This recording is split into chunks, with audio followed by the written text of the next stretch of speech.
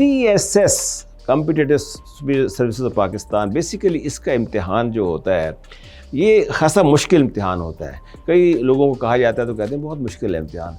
आप CSS को कैसा देखते हैं? क्या CSS क्या हर लड़का या लड़की कर सकता है, या कोई इसके लिए खसूसी जिसे कहते हैं क्वालिटीज़ होनी चाहिए, या कोई ख़ास इसके अंदर एक तहरीक पैदा होनी चाहिए? कैसे देखते हैं आप? CSS करने के बाद सोशल स्टेटस एनहांस हो जाता है, पावर मिल जाती है, इस तरह की चीज़ें।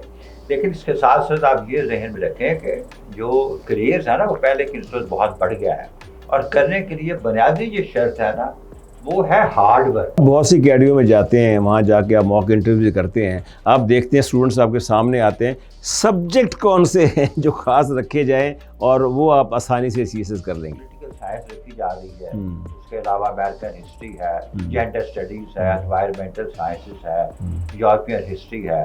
ये 5 साथ जो है ना ये मेन फ़िलासफ़ी है, ब्रिटिश हिस्ट्री भी है, लेकिन पॉलिटिकल साइंस मेन है, उसमें जेंडर स्टडीज़ है। पाकिस्तान अफेयर्स का पेपर है या एसए का पेपर है, ये चूँकि बड़ा एक लेंथी पेपर होता है, इसकी तैयारी किस तरह करनी चाहिए, कहाँ से होनी चाहिए? उसमें सबसे पहली बात तो ये कि पाकिस्तान की ज्योग्राफी, हिस्ट्री और जो इसके साथ इधर रिलेशंस विद द नेबरहुड, उस सारे में आपके साथ कमांड होनी चाहिए आपको। अक्सर ये पूछते हैं लोग जो हमारे पास आते हैं इंटरव्यू को, कहते हैं भाई ये हम जो बात कर रहे हैं हाथ भी हिलाना है, कैसे हिलाना है, ये हाथ नहीं हिलाना, ये भी एक जो होता है इसके लिए भी आप बताएं। बहुत ज़्यादा जो है ना वो हाथ हिलाना है या बॉडी जेस्टिकुलेट जिसे कहा जाता है, उसमें बहुत ज़्यादा आपने नहीं करना।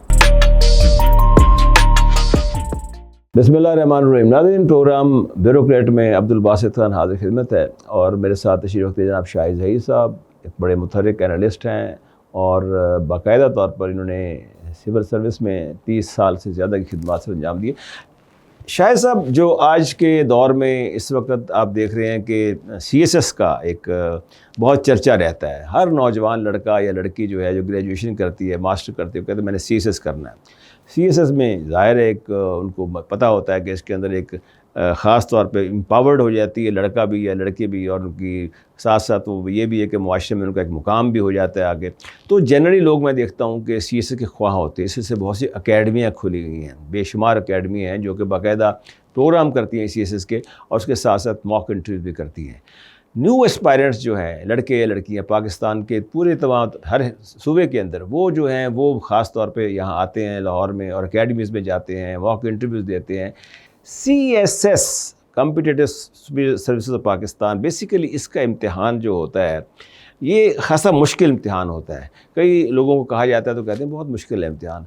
आप CSS को कैसा देखते हैं? क्या CSS क्या हर लड़का या लड़की कर सकता है, या कोई इसके लिए खसूसी जिसे कहते हैं क्वालिटीज़ होनी चाहिए, या कोई ख़ास इसके अंदर एक तहरीक पैदा होनी चाहिए? कैसे देखते हैं आप? 3 चीज़ें हैं जो आपने खुद ही इरशाद फरमाई ना। सबसे पहले तो यह है कि जो आपने फरमाया तहरीक पैदा होना चाहिए, अंदर से आपके अर्ज, और अर्ज भी पैशन हो, बर्निंग डिज़ायर हो कि मैंने यार कुछ करना है, अचीव करना है। ये पहली चीज़ है। अगर आपके दिल में अर्ज नहीं है, बर्निंग डिज़ायर नहीं है, और आप कहते हैं ये हो जाए नहीं हुआ तो तभी कोई बात नहीं, तो ऐसी जो हाफ हार्टेड अप्रोच है ना उससे CSS नहीं होगा। गो गेटर होना चाहिए। हाँ, फाइनल एक हो कि भाई this is matter of life and death, ये दिस इज नंबर 1। अच्छा जी। नंबर 1। सेकेंडली जो आपने कहा ना कि इसमें जो है, इसमें कोई शक नहीं कि CSS करने के बाद सोशल स्टेटस एनहांस हो जाता है, पावर मिल जाती है, इस तरह की चीज़ें। लेकिन इसके साथ साथ आप ये जहन में रखें कि जो करियर्स है ना वो पहले की निस्बत बहुत बढ़ गया है, और करने के लिए बुनियादी जो शर्त है ना वो है हार्ड वर्क। इसका देयर इज नो शॉर्टकट। कर हर कोई सकता है, प्रोवाइडेड नंबर 1 ही has some knowledge of English, specially written skills हो, कम्युनिकेशन स्किल हो, और मोस्ट इम्पॉर्टेंटली हार्ड वर्क का जज्बा हो। अगर कोई ये समझे कि मैं हार्ड वर्क के बगैर कर लूँगा, फ्लूक मेरा लग जाए, तो then he is living in he और शी और they are living in a fool's paradise. अच्छा, आप बहुत सी अकेडमियों में जाते हैं, वहाँ जाके आप मॉक इंटरव्यू करते हैं, आप देखते हैं स्टूडेंट्स आपके सामने आते हैं, सब्जेक्ट कौन से हैं जो ख़ास रखे जाएं और वो आप आसानी से CSS कर लेंगे? सब्जेक्ट जो है ना उसमें थोड़ा सा मैं ये ऐड करूँगा कि सबसे पहली बात यह है कि जिस बच्चे या बच्ची ने जो BA में या MA में रखे हैं सब्जेक्ट, फॉर एग्जांपल किसी ने पब्लिक एड में MA किया है, तो उसकी फर्स्ट प्रायोरिटी तो ये होनी चाहिए कि वो पब्लिक एड के सब्जेक्ट को जो CSS के रिटर्न सब्जेक्ट्स हैं उसमें ऐड या पॉलिटिकल साइंस में किया है। साइंस जो भी सब्जेक्ट उन्होंने दिए, लेकिन आपको ज़्यादा तो है इस बात का कि ज़्यादातर कौन से सब्जेक्ट आजकल आ रहे हैं? ज़्यादातर पॉलिटिकल साइंस रखी जा रही है, उसके अलावा अमेरिकन हिस्ट्री है, जेंडर स्टडीज़ है, एनवायरमेंटल साइंसेस है, यूरोपियन हिस्ट्री है। ये 5-7 जो है ना, ये मेन फिलॉसफी है, ब्रिटिश हिस्ट्री भी है, लेकिन पॉलिटिकल साइंस मेन है, उसमें जेंडर स्टडीज़ है। ठीक हो गया। लेकिन ये बताइए कि ये जो पाकिस्तान अफेयर्स का पेपर है या एसए का पेपर है, ये चूँकि बड़ा एक लेंथी पेपर होता है, इसकी तैयारी किस तरह करनी चाहिए, कहाँ से होनी चाहिए? मैं इसमें फिर आपके साथ आपके तवज्जुह से अर्ज़ करूँगा चैनल के लिए कि सबसे पहले जो रिटन जो अपनी इंग्लिश है ना, उसको स्किल्स, रिटन स्किल्स इम्प्रूव करें, लिखें, खुद लिखें, बार बार लिखें, गलतियाँ होंगी, उसको फिर अच्छे किसी टीचर से चेक करवाएं। अब बाकी अब आपका ये सवाल आएगा कि जी पर करंट अफेयर पाकिस्तान अफेयर्स के लिए क्या किया जाए। उसमें सबसे पहली बात तो ये कि पाकिस्तान की जोग्राफी, हिस्ट्री और जो इसके साथ इधर रिलेशंस विद द नेबर, उस सारे में आपके साथ कमांड होनी चाहिए आपको।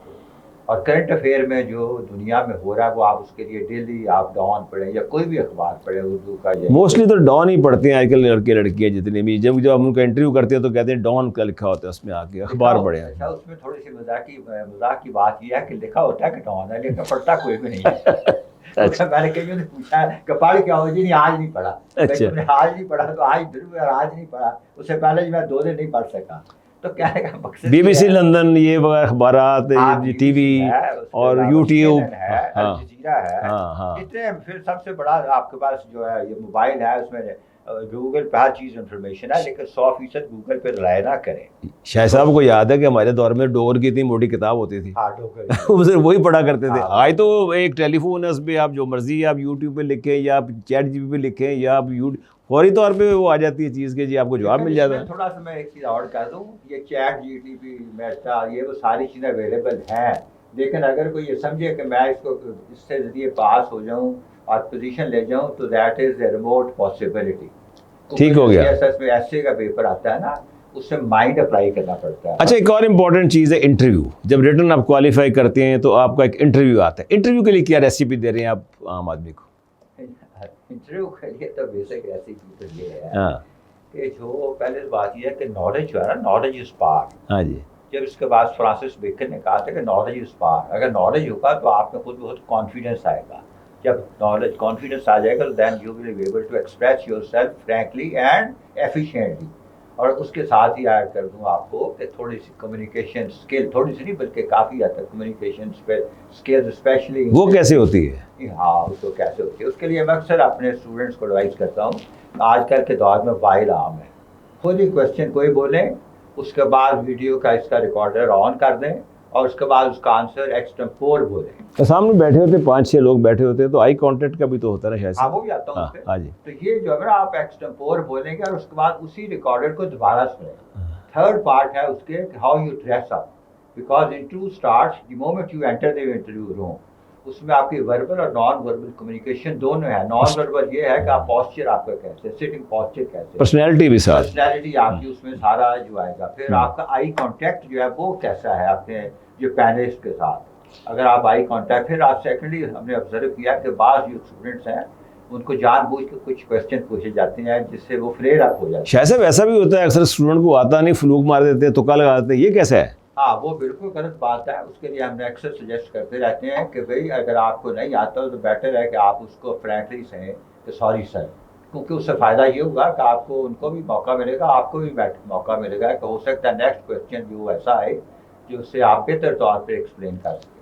तो शायद साहब ये जो ओवरफ्लो होता है नॉलेज, बाज़ औक़ात आपने कहा ना कि एक आपको नॉलेज होगा तो कॉन्फिडेंस आएगा, लेकिन बाज़ औक़ात ओवरफ्लो करता है नॉलेज आगे, वो ओवर कॉन्फिडेंस, वो भी तो खतरनाक चीज़ है। नहीं, वो ओवरफ्लो देखें, इररिलेवेंट नॉलेज नहीं होना चाहिए। फॉर एग्जांपल, अगर आपसे ईरान और या फिर पाकिस्तान के टैक्स टू जीडीपी रेशो या टैक्स रैप के बारे में पूछा जाए तो आपने उसका आंसर देना है। ये नहीं कि आप दरमियान में जो वर्ल्ड अफेयर को ले हैं, इस तरह का नॉलेज नहीं है। और उसी तरह आपको जो आप सिंपल इंग्लिश में आप उनको एक्सप्लेन कर सकें। यहाँ ये होता है, मैंने ऑब्जर्व। और ये भी नहीं होगा कि इंग्लिश में सवाल पूछा तो उर्दू में जवाब देना शुरू कर दे, वो तो अलाउ ही नहीं है। और उसके लिए इंग्लिश में है तो इंग्लिश में आपका आंसर देना है। अगर उर्दू में है तो वो पूछते हैं, बट वो पूछते हैं उर्दू में, लेकिन सपोज अगर पूछता है तो then you can take the liberty, but even then it's preferable to speak English. अक्सर ये पूछते हैं लोग जो हमारे पास आते हैं इंटरव्यू, कहते हैं भाई ये हम जो बात कर रहे हैं हाथ भी हिलाना है, कैसे हिलाना है, ये हाथ नहीं हिलाना, ये भी एक जो होता है इसके लिए भी आप बताएं। उसमें हाथ लाने का ना एक हाथ तक तो मतलब हाथ हिलाना चाहिए